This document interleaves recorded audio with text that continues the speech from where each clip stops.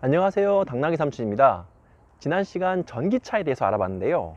전기차 시장은 중국이 엄청난 내수를 바탕으로 큰 약진을 해 있는 상황이라고 말씀을 드렸습니다. 이러한 자동차 시장의 엄청난 변혁기에 한국의 자동차 산업이 과연 살아남을 수 있을지, 미래 먹거리가 될 수 있을지 저희가 알아보겠는데요. 사실상 한국의 자동차 산업은 현대 기아차 한계사 체제로 재편이 되어 있는 상황입니다. 현대 기아차의 상황은 내수와 수출의 상황이 조금 다릅니다. 내수의 경우 외산 수입차들이 많아지면서 큰 도전에 직면 중인데요. 하지만 해외 수출의 경우 이야기가 조금 다릅니다. 특히 유럽의 부분에서는 현대 기아차의 약진이 눈에 띄는데요. 우선 해외 진출 중 유럽에 대한 부분에서 현대 기아차의 시장 공략에 대해서 알아보겠습니다. 자료를 보시죠. 2018년 유럽 32개국의 자동차 판매량은 1,562만 대였습니다. 미국 시장이 1,721만 대가량 팔린 것을 보면 유럽 시장도 미국만큼 큰 시장임을 알 수 있죠. 현대차는 유럽 시장에서 2015년 6%이던 점유율이 2016년 6.2%, 2017년에는 6.4%, 그리고 지난해에는 6.7%로 점차 증가했습니다. 불과 3년 만에 0.7%가 증가했는데요. 비율은 얼마 안 되어 보이지만 판매 대수로만 보면 3년 만에 18만여 대가 증가한 수치입니다. 그런데 제조사 순위를 알아보면 더 놀랍습니다. 지난해 유럽 자동차 판매 제조사 순위를 한번 알아보도록 하겠습니다. 유럽 자동차 제조협회 ACEA의 자료를 기초로 제작되었음을 알려드립니다. 1위는 독일의 폭스바겐 그룹으로 23.9%를 점유하고 있습니다. 2위는 푸조 시트로행을 생산하는 프랑스의 PSA 그룹으로 16%를 차지하고 있습니다. 르노 닛산 얼라이언스가 13.7%로 3위를 차지했고요. 4위가 바로 현대 기아차입니다. 지난해 유럽 진출 41년 만에 100만 대 판매를 돌파하는 쾌거를 이루었죠. 그리고 5위가 BMW로 6.6%를 기록했는데요. 1위부터 5위까지 순위를 보시면 독일과 프랑스의 세계적인 자동차 기업들로 저 안에 한국 기업이 있다는 것 자체가 엄청난 일입니다. 그리고 6위부터 10위까지의 기업들을 보시면 4위를 차지한 현대 기아차가 유럽에서 얼마나 선전하고 있는지가 더욱 와닿으실 겁니다. 6위가 FCA 그룹인데요. 피아트 크라이슬러 얼라이언스로 이탈리아의 피아트가 모체가 된 그룹입니다. 2018년 유럽 시장의 6.5%를 점유했습니다. 그리고 7위는 미국의 포드사로 6.4%고요. 그 다음으로 벤츠로 대표되는 다임러가 6.2%로 8위를 차지했네요. 9위는 도요다가 4.9%를 점유했는데요. 도요다는 2015년부터 지난해까지 5% 이상의 점유율을 유럽에서 기록하지 못했습니다. 마지막으로 10위는 볼보가 2%를 점유했습니다. 볼보는 흔히 스웨덴 자동차로 알려져 있지만요. 현재는 중국의 지리 자동차의 자회사입니다. 참고로 올해 8월까지의 누적 판매량에서도 현대 기아차는 4위에 랭크되어 있습니다. 올해는 미중 무역 분쟁의 여파로 유럽 32개국에서 올해 1월부터 8월까지 판매된 자동차가 지난해 동기 대비 3.2% 줄어들었는데요. 현대 기아차는 오히려 전년 동기 대비 점유율이 6.3%에서 6.4%로 0.1% 성장했습니다. 게다가 유럽 내에서는 올 상반기 판매량에서 도요다와 혼다를 합한 판매량을 앞질렀는데요. 2011년 이후로 7년 6개월째 유럽 시장에서 현대 기아차가 일본의 자동차 기업들을 앞서고 있는 것으로 알려져 있습니다. 물론 닛산까지 포함시킨다면 얘기는 달라지는데요. 닛산은 르노와의 얼라이언스로 일단 일본차 합계에서는 제외시켰습니다. 그런데 이렇게 1위부터 10위까지 순위의 제조사들을 보시면 현대 기아차를 빼고는 가장 늦게 설립된 회사가 1937년에 설립된 도요다 자동차입니다. 푸조 같은 경우에는 대한제국 시절 때부터 자동차를 만들던 회사이고요. 푸조 외의 다른 기업들도 기본적으로 100년의 역사는 우스운 기업들입니다. 반면 현대자동차는 1967년에서야 자동차를 생산한 저 기업들에 비해서는 상대적으로 신생 기업입니다. 그런데 이런 전통의 제조사들 틈속에서 계속 점유율을 늘리고 유럽 시장에서 순위를 올려가고 있는 현대 기아차의 약진은 대단하기만 합니다. 그렇다면 현대 기아차가 유럽에서 어떻게 이렇게 약진을 할 수 있었을까요? 그럼 현대 기아차가 어떤 모델들을 유럽에서 파는지를 한번 알아봐야겠습니다. 지금 현대 기아차가 유럽에서 가장 잘 팔리고 있는 모델은 투싼입니다. 조금 의외죠?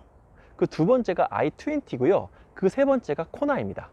그 뒤를 이어서 i10, i30가 팔리고 있는데요. 여기서 i10과 i20는 한국에 출시된 모델들이 아닙니다. 그리고 투산이나 i30나 코나도 한국에서 인기 있는 차량종들이 아니고요. i20나 i30 같은 모델이 잘 팔리는 이유가 있습니다. 한국에서는 모터스포츠가 인기가 없는데 유럽은 모터스포츠가 일상이라 해도 지나치지 않을 정도입니다. 월드 랠리 챔피언십 WRC라는 대회가 있는데 이 대회에서 현대차는 현재 3개 대회만 남겨놓은 상황에서 1위를 차지하고 있습니다. 2016년 대회부터 2018년 대회까지 현대차는 i20로 3년 연속 2위를 했는데요. 올해는 드디어 1위가 가시권에 들어와 있는 상황입니다. 모터스포츠 대회에서 상위권을 차지한다는 것은 차의 성능을 홍보할 수 있는 가장 좋은 기회입니다. 특히 WRC는 비포장 도로에서 격하게 달리는 대회여서 현대차의 성능을 가감없이 보여주고 있습니다. i20 장난감 자동차를 손에 들고 응원하는 유럽 소년의 모습도 간간히 볼 수 있습니다. 그리고 이 대회뿐만 아니라 월드 투어링 카컵 WTCR이라는 대회에도 현대차가 출전 중인데요. 이 대회에는 i30N 모델이 출전하여 3개 대회를 남겨놓은 현재 3, 4위에 랭크되어 있는 중입니다. 더불어 현대 기아차는 독일의 자동차 전문지 아우토자이퉁에서 2017년 소형차 비교 평가에서 1위를 차지했고요. 지난해에는 가장 혁신적인 브랜드로 선정되었습니다.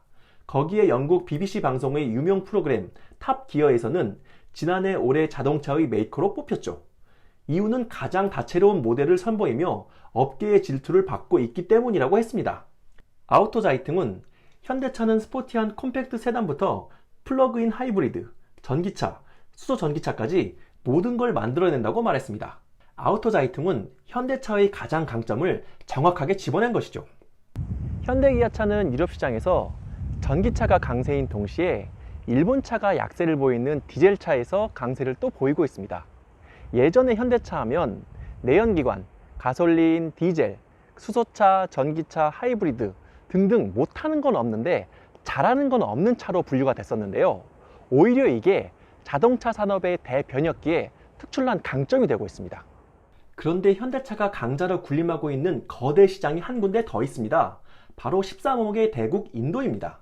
현재 인도 자동차 시장은 정부 주도로 일본의 자동차 제조사 스즈키와 합작하여 만들어진 마루티 스즈키가 2019년 7월 현재 48.4%의 점유율로 1위를 차지하고 있는데요. 마루티 스즈키는 인도에서 1990년대까지 독점에 가까운 압도적인 점유율을 보였었습니다. 2000년대에 들어와서 50%로 떨어졌고 현재는 50%가 깨진 상황입니다. 그런데 2위는 놀랍게도 현대자동차로 19.6%의 점유율을 기록하고 있습니다. 현재 인도 내 자동차 수출 1위의 업체이기도 합니다. 3위와 4위는 인도의 자동차 업체들인 마힌드라와 타타 자동차가 차지하고 있고요. 5위와 6위가 도요타와 혼다로 두 회사를 합산해도 현대차의 점유율을 따라가지 못합니다. 현재 인도 자동차 시장은 인도 경제의 부진으로 인해 침체를 겪고 있는데요. 그 와중에도 현대차는 점유율이 전년 대비 4.4% 성장할 정도로 인도 시장을 공략하고 있습니다. 중국 시장에서 중국 내수 업체들의 약진과 더불어 입지가 줄어들고 있는 현대차의 발빠른 전환이 어느 정도 성공하고 있는 것입니다. 앞으로 인도 시장에 기아차도 진출한다고 하니 눈여겨볼 필요가 있을 것 같습니다. 현대기아차는 동남아 시장에 진출할 계획을 갖고 있는데요. 현 정부의 신남방 정책과 함께 인도네시아에 연간 20만 대를 생산할 수 있는 공장을 세운다는 계획이 있습니다. 이 공장에서 생산된 자동차는 일부는 인도네시아 내수에, 일부는 호주 등 해외로 수출할 계획을 가지고 있는데요. 사실 인도네시아 자동차 시장은 90% 이상이 일본 자동차 시장에 점유되어 있습니다. 한국의 현대자동차가 인도네시아 자동차 시장에 도전장을 내민 건 계란으로 바위치기 같은 격인데요. 자동차 산업의 대변혁기에 전기차 시장이 들어오기 때문에 이러한 도전이 가능했습니다. 참고로 태국과 인도네시아 등 동남아시아는 일본 자동차 산업의 텃밭이었습니다. 1970년대, 80년대부터 진행해온 막대한 공적 개발 원조로 지금까지 일본은 이러한 혜택을 동남아시아에서 누리고 있는 것이고요. 2000년대 초반 FTA보다 한 단계 높은 협정인 EPA를 체결함으로써 현재 경제적 진출이 훨씬 더 용이한 상태입니다. 그런데 일본은 기술 이전을 철저하게 제한하고 인권 미만을 지급하면서 이러한 경제적인 혜택을 누려왔습니다. 하지만 이러한 일본의 방식에 도전장을 내민 나라가 하나 있었습니다. 바로 한국인데요. 한국은 기술 이전을 철저하게 제한하지 않습니다. 줘야 될 수 있는 기술들, 줄 수 있는 기술들을 어느 정도까지 줄면서 현지 업체들과 협업하는 형태로 동남아시아 시장에 진출하고 있습니다. 물론 동남아시아 시장 자체에 일본의 아성이 훨씬 더 높긴 하지만 베트남과 인도는 현재 한국과 이러한 협업을 통해서 어느 정도까지 성과를 내고 있고요. 이러한 성과들을 다른 동남아시아 국가들도 부러워하고 있는 실정입니다. 아마도 베트남과 인도의 성공 사례들이 다른 동남아 국가들로 이어진다고 하면 현재 일본의 아성인 동남아시아 자동차 시장도 한국의 현대 기아차에 분명 어느 정도까지 열릴 것이라고 생각이 듭니다. 예를 들어 베트남 시장에서 현대 기아차와 도요타 자동차가 점유율 1위를 두고 각축을 벌이고 있는데요. 불과 5년 전까지만 해도 이러한 상황은 상상이 될 수가 없었습니다. 중국을 비롯한 중남미 시장에서 고전을 면치 못하고 있는 현대 기아차가 적절한 시기에 동남아 시장에 적절하게 잘 진출한 것 같습니다. 현대 기아차의 도전은 여기서 끝나지 않습니다.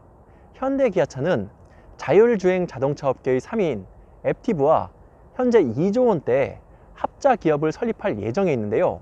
참고로 자율주행 자동차 업계의 빅3 세 가지를 말하라고 하면 이 앱티브와 GM 또 구글의 웨이보를 들 수 있습니다. 그만큼 현대 기아차가 자율주행 자동차 시장에 관심이 많다는 거고요. 또 한 가지, 자율주행 자동차는 배터리를 순수 전기차가 감당할 수 없을 정도로 배터리 소모가 심합니다. 그래서 현대 기아차가 수소차 개발에 엄청난 매진을 하고 있는 것이 아닌가, 그러한 생각을 하게 됩니다.